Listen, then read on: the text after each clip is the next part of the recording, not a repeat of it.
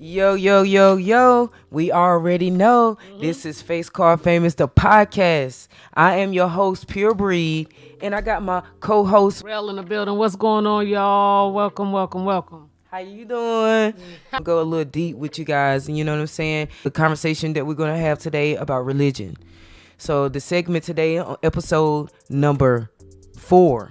Episode number 4, we're coming with the religion side. Just a quick, brief background and just to give you a little bit more insight. And we want individuals in the LGBTQ to feel comfortable enough to ask us questions, and also if they wanted to express themselves the same way that you guys can see and hear what we got to say, being from the LGBTQ family. Okay, so with that being said, we just want to apologize if anyone feel disrespected in any kind of way. We're gonna go ahead and apologize now. We're just sharing our points and our views and how we feel. Okay, if you have any questions, you can always email us or comment down below. So with that being said, y'all already know how it goes. Don't forget to comment. Don't forget to like. And definitely, we need y'all to go ahead and subscribe. Okay? Because we got something special for you guys. We got a giveaway when we reach 100 subscribers. And you guys the only ones that can help us get there. So please, y'all don't want to miss this giveaway. Y'all don't want to miss it. I promise you don't. It's something special and it's from our hearts. I promise you're going to love it. Most definitely. So, Real, we're going to start this segment, religion in the LGBTQ, with a background in the family. So, I mean, just to go right into it, share how you feel now, and versus maybe how you felt when you did, find out you wanted to be in LGBTQ. You was brought up in church. How did that make you feel? Were you comfortable being yourself, or, more hidden in the background? Oh, well, growing up, now I'm a clown, so class clown and just goofy and crazy. So I've always been the person on notice. You gonna know I'm there. You gonna know that I'm my presence is there. So trying to hide anything was, I am who I am. On the flip side, though, I did grow up in the church, heavy. Still, I love church. I read my word, I pray, I talk to God. So just because I like women doesn't mean that I don't love the Lord. So we're going to clear that out right now. Yeah. So most definitely. I definitely agree. Yeah.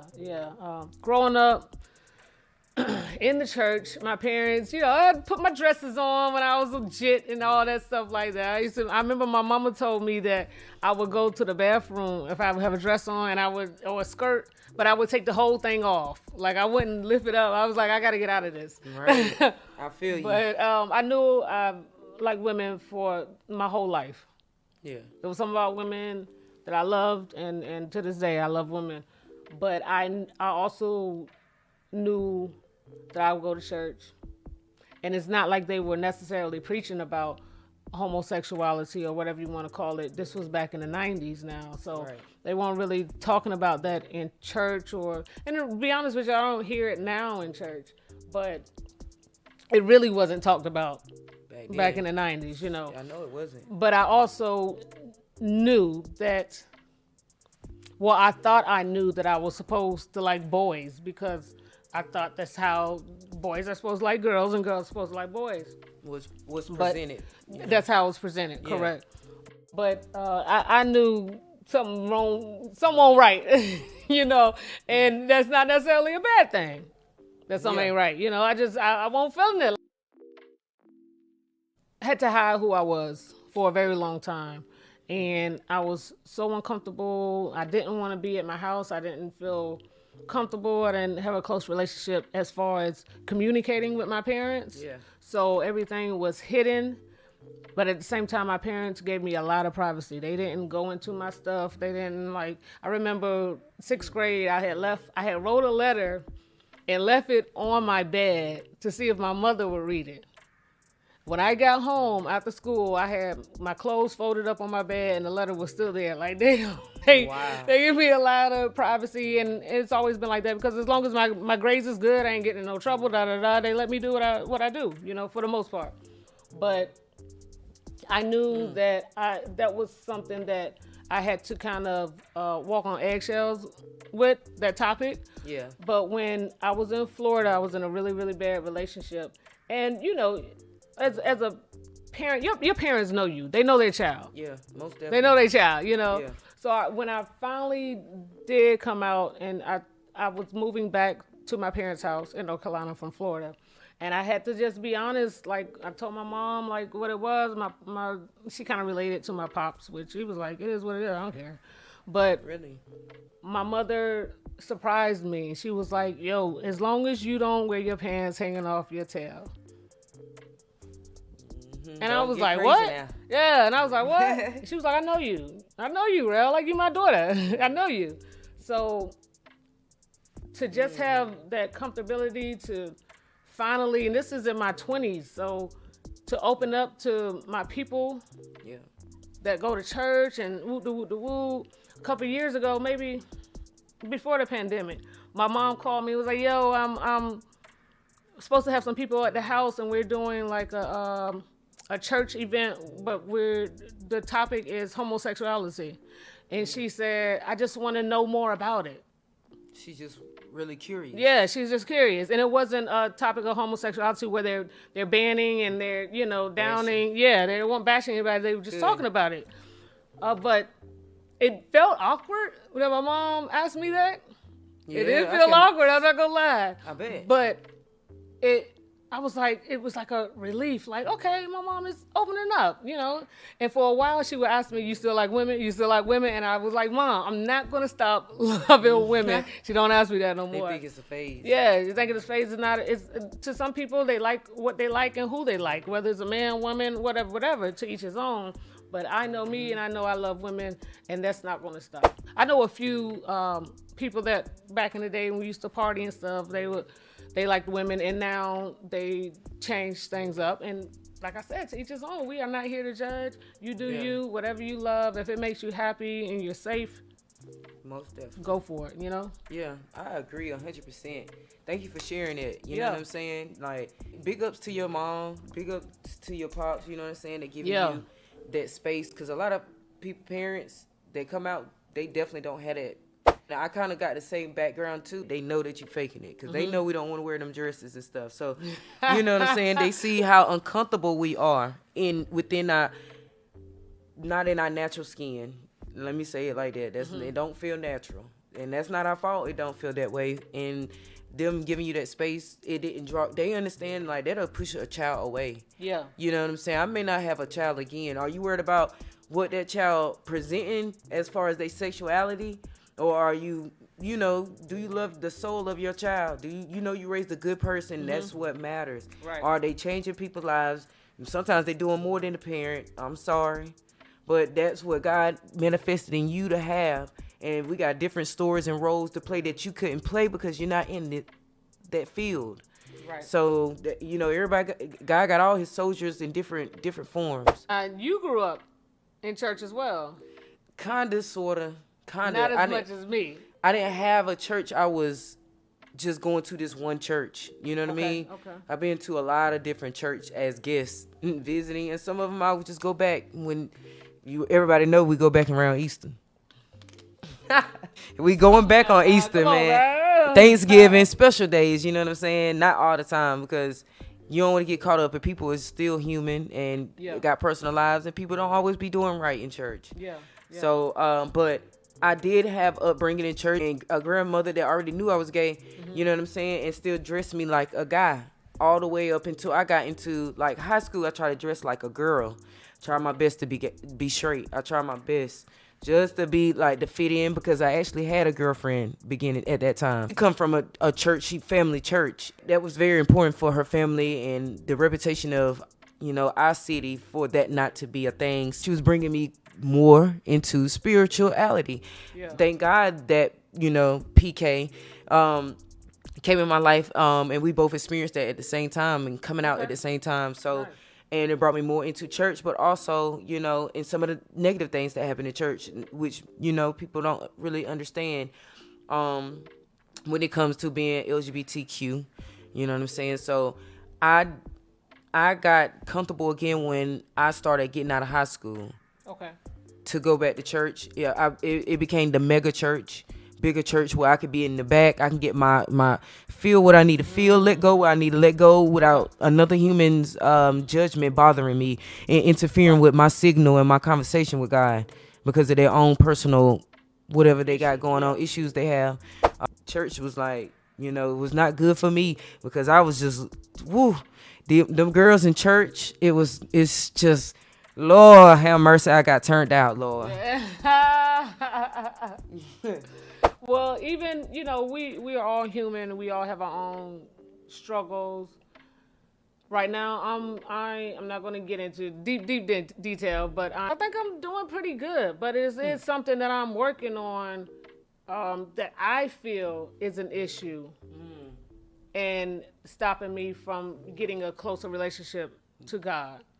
So I'm praying, hey, God, can, just work with me on not doing this thing or not focusing on it and giving it my attention and my time as much or at all, really at all. And like I said, that's something that I feel is stopping me from getting some blessings that I know I have out there. And I have, since I've been stopping doing this thing, some doors have been opening, and I thank God for that. And it's good for me. I'm not even focused on all that, but not for a spiritual reason, just because I'm focused on making this money. They doing that, it takes energy to do stuff, and you want your energy, full energy, to focus on what you got, because we realize how powerful we are in manifesting, and the energy is in us. So every time I feel like every time you have an intimate moment, whether it's by yourself, solo, or with people or multiple people, you taking a source of energy out of you every time. Absolutely. That you might not. It take a lot to get back. I realize that they doing it every day. You know what I'm saying? It's like, dang, I know you tired. You know what I'm saying? Unless you're doing it right. Unless you on vacation, you got it good, you ain't working that hard, you doing it, it makes sense. But you ain't got nothing else going on for yourself, and that's all you thinking about. You should feel that same excitement that you feel when you feel excited about a female or a guy into what you doing. Oh, boy, it's going to happen. That's all I got. It's just like, if you really pursue a person, or, you really want them, and you really, that's somebody realistically, what I'm saying, can get. And, because, if you going, come on now. I can get Mary J. Blige. I want to throw that out there. Mary is not married right now. Beyonce or somebody like Rihanna, you're not getting them. You know what I'm saying? That's realistic. Like, no matter how much people love Beyonce, you not about to have a relationship with her. Sometimes you really don't have a choice. God gonna make you have that one-on-one. Whether he gonna pull you, because you're asking for something. Don't ask for nothing. He won't mess with you then. Don't ask for anything in your life. He'll let you hang out and do everything you doing right now. Yeah. And you know what I'm saying, whether you gay or straight, but especially in the LGBTQ, it's a lot of energy when the world's against you and you trying to be closer to God, and it's almost like y'all interfere with that. You know what I'm saying? You interfering with what God is trying to do and don't even realize it. Right.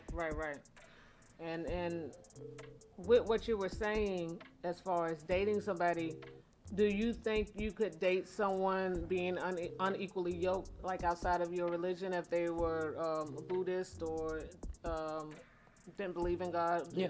Would you do that? I always let everybody know I knew of a spirit of God before I was taught who he was, a name. I just been talking to somebody. I was talking to somebody. Right. When things didn't feel right or I was manifesting in my head, I was talking to a spirit. So I was kind of confused, actually, when I went to church. Yeah, they made me more confused about something I already felt. Understand? Everybody don't get it. Everybody don't get that. That channel with God. Everybody don't get it. Yeah. And like I said, he need work for everybody. Even an atheist can be used. As far as dating outside of your religion, me personally, I don't think I would be able to do it. Well, I'm not interested in doing it. To each his own. When I was in college, I took religion classes because I am interested in different religions, but just to learn about them, not to be a part of that particular group, just to learn about it. Yeah. But I know that if we're together, and I'm praying for something, I want you to be praying to the same God that I'm praying to. I have no problem with whatever you believe in, but I know what I believe in, and I want you to pray. If we praying together, I pray over my food. I pray when I wake up. I talk to God throughout the day, when I'm driving, whatever. I want you to be talking to the same God I'm talking to. Yeah, most that's me personally. Yeah, most definitely. I definitely know where you're coming from. And like me now, I definitely got more spiritual as I got into my age now. Yeah. Like in my 20s, it was different, but now, you know what I'm saying, I definitely have my one-on-one. You know what I'm saying, I'm way more tighter and up there when it comes to conversation, when it comes to me and God. So of course, if I want to go and date, I definitely want a woman that has that mindset that she like, I need to pray. She'll get on her knees and pray. I definitely want that. And you know what I'm saying, I want her to be very spiritual and know that she powerful enough like that. It's gonna be all right. Don't pray, don't worry. If you're gonna worry, don't pray. Yeah. I know that's a little easier said than done, but you Sure gotta is. trust in who you trust in, and know that he gonna make it. You're going through whatever you're going through for a reason.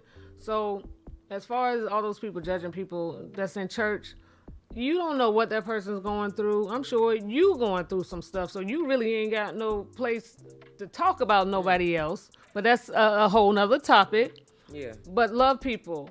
Love them for who they are. And if they're just all around good people, that's what you decide is the deciding factor on, hey, they cool. Yeah. I can hang out with them. They can be my friend. You know what I'm Yeah. saying? It shouldn't be, no, they dating the same sex, so I don't like that, because what their bedroom got to do with their personality. I don't like the dress you put on, but I can't say nothing about it because I don't want you like that. But I don't I'm like also not paying for your clothes. So. right. It's my preference. You know what I'm saying? But to each his own, like you said. To each his own. And you know what I'm saying? And I hope I still don't want to offend nobody, but at the same time, just being me. Start to come to a closing on this serious topic. I do want y'all guys to subscribe because we do have a lot more to come and deeper conversations like this.